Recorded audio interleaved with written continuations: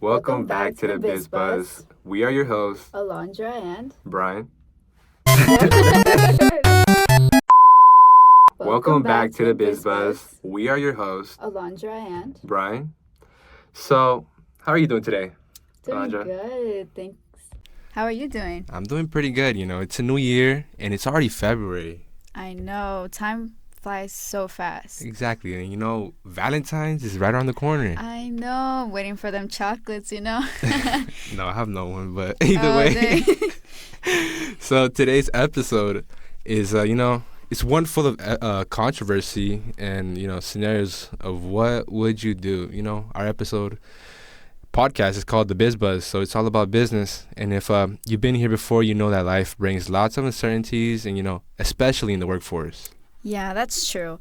Many times there's, we have those difficult coworkers. I would know. Those good or bad supervisors, Right. reasonable management, and outside forces that sometimes you just can't control. And yeah, that's the hard part. It takes a Yeah. lot to run a business. And, many times you just need the extra, the counsel or the outside reference, to keep your business or yourself afloat. Exactly right. So we asked you guys to send in some questions regarding managing a business and all the decisions and difficulties that come along with it. We had a couple of responses, and one of them said this. I'll let you read this. All right, thank you. So hopefully it pops up on the screen and it says, I run my own business, but I also have some staff that I work with. One of my employees has started to run a little rampant and unprofessional. I feel as though it is somewhat affecting the workplace and causing uncertainty to those who I work with closely. At the Bizz Buzz, what do you think I should do next? That's a really good question. What I would do is talk to them directly, address their behavior. Try to, maintain it professional. One thing you have to make sure of entering with this conversation with this person is keep yourself civil and under control, because you don't want to get out of control with them, right? Make sure that your point is being made clearly and understandable, and emphasize that they're a part of the image and the reputation of the company. Right, and the worst part you would want to do is have them on your bad side or, start a bigger problem from what is actually occurring. Oh, yeah. So, this reminds me of a similar paper I was reading. I recently read it, and it says it's about a man named Donald Summers. He lives in a small town, so you know how that usually works. He had a job he enjoyed, the pay was good, and he had the responsibility of having a family. I mean, this story goes as follows. He was a supervisor of a company called Pearson Construction. Keep that in mind, a supervisor. And unfortunately, he made some bad decisions and found himself in a deep hole. He was using some hard substances, which is unfortunate. Eventually, he sought help and, entered a rehab program. It's a small town, so the word, how that happens. It goes around. Once the situation got worse and his bankruptcy statement was on the local paper, and, that's how his company heard of it. Oh, man. As a business owners, this is where the difference in figuring out what you can do and what you can do comes in. I also saw that. I saw that the company only learned that he was in a rehab after they read the paper regarding bankruptcy. Mind you, it had nothing to do with the drugs or substances. And, drugs and substances at some points can be considered an illness to a certain person. Yeah. And the government also views Right, it the as government, well. yes. So one thing you can do is to fire him effectively and immediately, especially if it didn't affect his performance on the job and he was attending it during after work hours. Yeah, he's attending rehab after work hours, but at the same time, throughout the scenario, you guys have to keep in mind that he is a supervisor. So this scenario is up for discussion. The reason they felt obligated to test him for substances was because they had, suspected cause. But this information was gained exteriorly, an exterior source. I mean, although it seems unfair to Mr. Summers, he's lucky that as a supervisor, it didn't affect his work and those working under him. Yeah. When he was employed, companies, when they tell you they're on the onboarding process, they usually tell you what you can and can't do, the policies they have, and, one of the policies being enforced is, drug testing. Yeah, not only are we talking about policies, but also every company has their values, or as they would call it, their corporate culture. They have these certain policies because obviously they want to protect their image and proceed in a manner that benefits all parties. For this, I want to relate back to the question I answered earlier. A company can bring it to your attention if you're putting their image at risk due to the manner you carry yourself. You know, at the end of the day, it's as a business, you grow with the business or you grow without. And unfortunately, sometimes some grow without, but most places, most occasions, you want to grow with the business. So in this situation, if he's in rehab, obviously he's going to have something in the system, but, you know, it's not something from that day. But correct me if I'm wrong. Isn't that kind of considered discrimination in a way? Because, you know, you did say he's getting help, but at the same time, his substance abuse is considered an illness. According to the government, it's classified as that, you know. At that point, a company can fire you for having an illness or disease, to put it straightforward, or I believe he has grounds to sue. He can sue, but realistically speaking, he knew the policies. He's part of somewhat management, which can be risky, and he knew the consequences before it was too late, you know, before things got out of hand and it became public. Yeah, that's true. After the decision to fire him was made by the upper management, a month had passed in which he already completed the rehab program.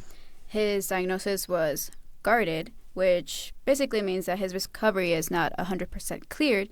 He's stable, but, you know, he's still in serious doubt. Yes. The company's project was ending and the economy was poor. The company had already laid off over 100 employees and cut the hours of many. So Mr. Summers tried to return to work at this point, but even those who had no issues at work were getting laid off.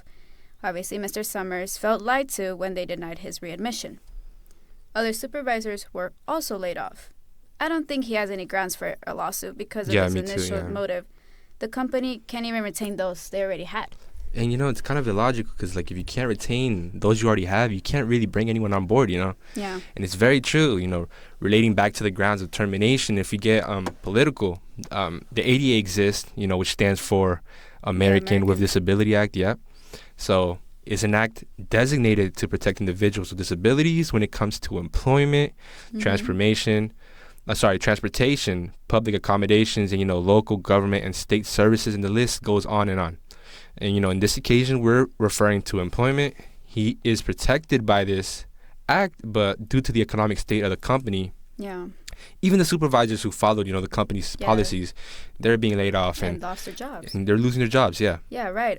Also, a substance as covered under the ADA states that an employer may not discriminate against a person who has history of drug addiction, but who is not currently using drugs and who has rehabilitated. Yes. That's the quote from the ADA Act, right? Yeah, that's one of the key components in this case. Mr. Summers' rehabilitation came after the fact of his termination. To be precise, it was a month after the effective date. A month, yeah. Yes, a month. Can you believe that? Yeah, it's a while, but at the same time, you know, you have to reiterate the fact that he was a supervisor. Imagine something went south, and, you know, in this world, there's so many possibilities. Oh, yeah. And the best thing to do is, you know, safeguard the safest route. You know, it could have been due to his negligence at the time, but luckily, it didn't happen.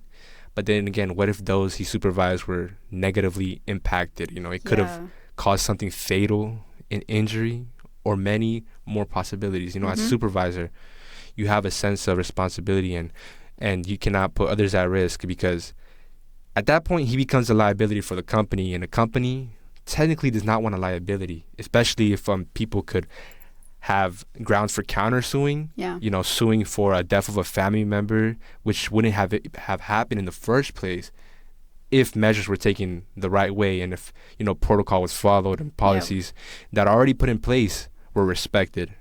Yeah, that's a good point.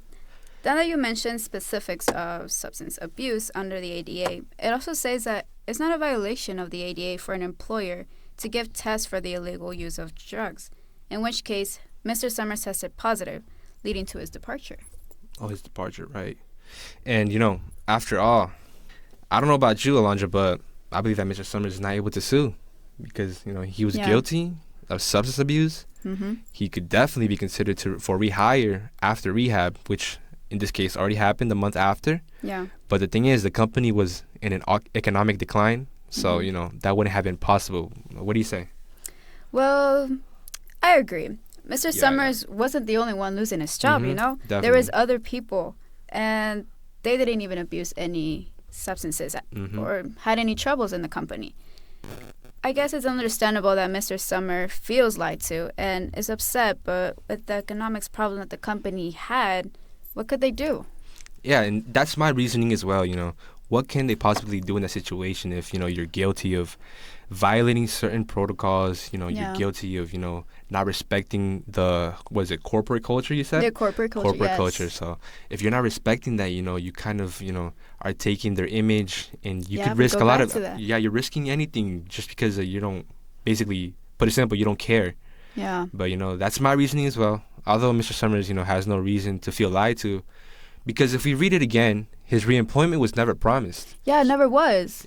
He just said that would they consider for him for rehiring, but never They said never something bonded like guaranteed it was never even a an agreement by word, none of that. So Yeah. it was just something that he thought, nothing put in paper, nothing agreed upon, Nothing not even a concrete, handshake, yeah. nothing Yeah. coherent, correct. And like we said at the beginning, this is always up for discussion, but at this point I think we're both right. We're both agreeing, Yeah. that he can't sue because he definitely didn't violate. And like you said you said earlier that one of the quotes in the ADA, it says it is not a violation of the ADA for an employer to give tests for the illegal use of drugs. Yeah. And if they had grounds to do that, And he knew that. He knew exactly. those. And you're putting their business at risk because you just feel like it. But it's something that it's very delicate. It can go south. It can go good and bad for both parties. But at the same time, what else? You want to add something? No, you pretty much summed it all. Yeah, Mr. Summers, he can't really sue it. Like I already said, he knew the consequences, Mhm. and he still did them. And, And it's understandable, obviously. As a human being, you lost your job. You want it back. Obviously, it's understandable. Yeah, But it's too late. it's too late. It's too late. That's the bad part because companies, once they see there's millions of people that they can hire. Yeah. And once you give them a reason, to Not let you go, Yeah. to let you go, you practically put yourself in jeopardy, not knowing that it can cause a lot of harm to you in the Yeah. future. And that's the worst thing you want, because it doesn't just affect you. Yeah, it affects. It affects the employment. It affects, let's say they have to hire new people. That's the minimal, but the personal damage it does. Yeah. It affects your economic state. You have no income coming in. You have to go look for another job. Yeah. And your family, right? Yeah, your family, you got to support it. Mhm. Yeah. Yeah, that's one thing. I think at the same time, this you could also relate it to, let's say you have a friend being employed, your friend, Yeah. and let's say, just by the situations, you're part of management and they are workers under you. I wonder if they would have taken the same steps in this situation if they're friends. I mean, you would, in my personal, Yeah, I would always split the professional, right. the It's the personal. best thing you can do. Yeah. Because at the end of the day, you are the supervisor and you're in charge of this management of the company. So you're doing what's best for the company. Yeah, I've heard one of the best things to do, or maybe not to do, is involve friends, like close Yeah. relationships. Let's say your significant other, or even family, Yeah. into the mix of professional life, because in a professional setting, not everyone is going to accept for you to say, Yeah. especially let's say it's an uncle, for example. Yeah. Hey uncle, you can't do this. That you're Because telling- the yeah. ties they have with you is because he's your family member, but at the same time, Yeah, you have that bond with him. So it's harder to mhm. do the same things that you would do for your employees. So it's harder. It's harder for one to, get De- those grounds and all Definitely, that stuff. yeah, it's definitely harder because I feel like sometimes those certain things they do cause some havoc in a way Mm-hmm. for like your daily life. But in this situation, I believe he was in the wrong, and he has to own up to a mistake. This Yeah. mistake. Not only was it just affecting his employment, if you read deeper into it, it was Yeah. also affecting his family. Yeah. He had a wife, and he was it Two two kids? teens, two Yeah, teenagers. yeah. So that's one thing you don't want to do. Just give your kids we're not one to tell anyone how to raise their kids, No, of but course not. but you want to give them, the best image. They want to see the Yes. best steps they can follow. And I Yeah. think I would do the same. I would want to give the best image, at least in front of them, Yeah. for my kids, so they can feel that I'm like someone respectable and to look up upon. But, that's a Yeah, little more 100%. personal. But at the same time, there's some type of tie between your personal and your career, because your career Yes. choices can drastically change Oh, yeah. your future and, your generation and how everything go upon in your life.